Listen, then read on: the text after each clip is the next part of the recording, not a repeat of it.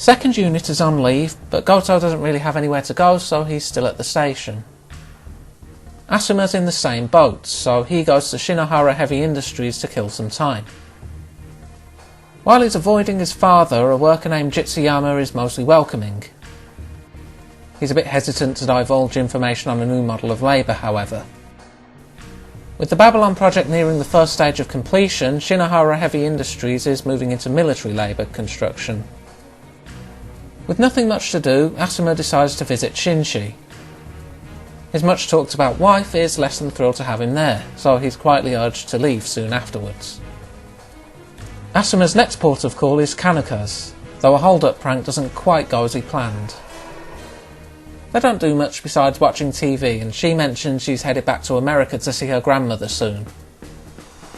Noah, meanwhile, is back at her family liquor shop, being hounded by her father on why she hasn't found someone yet. Asuma calls her in the hopes of spending time with her over the other option of heading back to his dorm. He's more than a bit shocked upon learning she lives in Tomakomai. That's Hokkaido for anyone keeping score. The truck is subject to a routine check, with mention they'll need additional paperwork seeing as they're transporting a labour. Upon hearing this, they break through. They're pursued but use the labour to open fire. Asuma, waiting in a Hokkaido noodle house, watches a news report on this incident as another man steps in with a rather specific order. The man also gives him an odd look as Noah arrives. Back with Goto, he reveals to Shinobu that he's been watching a group of people spying on the station. They've noticed him, so he talks with Shige to get one Ingram transported out in secret as a precaution. Thankfully, despite his grumbling, Ota is still available to help with this, as he runs under the belief that justice takes no holidays. Despite his complaining at the distance, Asuma's fitting in quite well with the Izumi family. They muse on what the captains are up to and are partially right in that they're meeting up, though largely because Goto suspects he's been bugged. Shinobu mentions she heard about the truck theft and suspects the labour being for military. Goto agrees, though figures it wasn't stolen but is being used by the people it was intended for. As morning approaches, the military make their move, laying siege to the labour warehouse. They soon discover that one unit is missing, realising it was transported through the bay. Shinobu's already got them surrounded, urging a peaceful resolution. The leader of the rogue self-defense force group is informed, revealed to be the man from the noodle shop, not to mention that he knows Goto.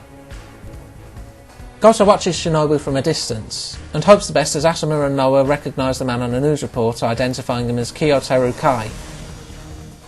The rest of 2nd Unit also ready themselves, as their holiday time is clearly cut short. Under the cover of restaurateur, Goto keeps watch on the news, the official word being that the SDF staging this coup are a rebel faction. Kanuka manages to infiltrate the warehouse and learns that there aren't any functioning labours there, but an older model in Nagano might be usable. She also informs Goto that Shige overheard one of the soldiers claim they had a nuke. Shinobu reports to her superiors, operating via remote contact.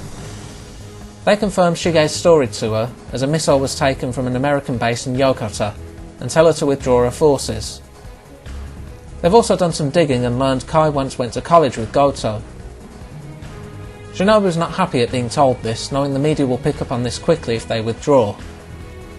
As a last-ditch effort, they try to have her arrested, but she effectively tells them to shove it, saying she'll disclose what was said in this meeting if they try anything. She also elbows the arresting officer as she leaves, ready to fight to the last. Goto's surprised and a little impressed at Shinobu despite wishing she'd stayed away, though she reminds him he got her into this. He tells her to hold her position as Ota, Shinshi and Kanuka steal the labour in Nagano. Kanuka directs them away from Sakura Damon, leading an amount of the on-duty police their way.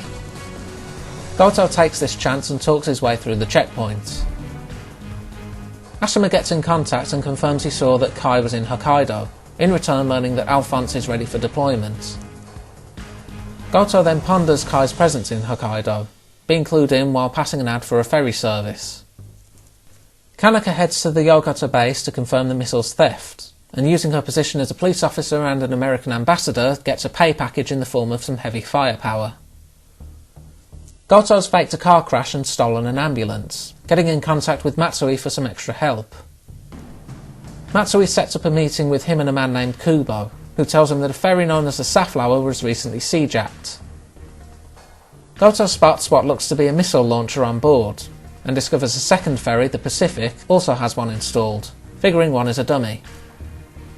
Goto contacts Kai, who's impressed with him and gives him a chance to join his coup, but Goto refuses.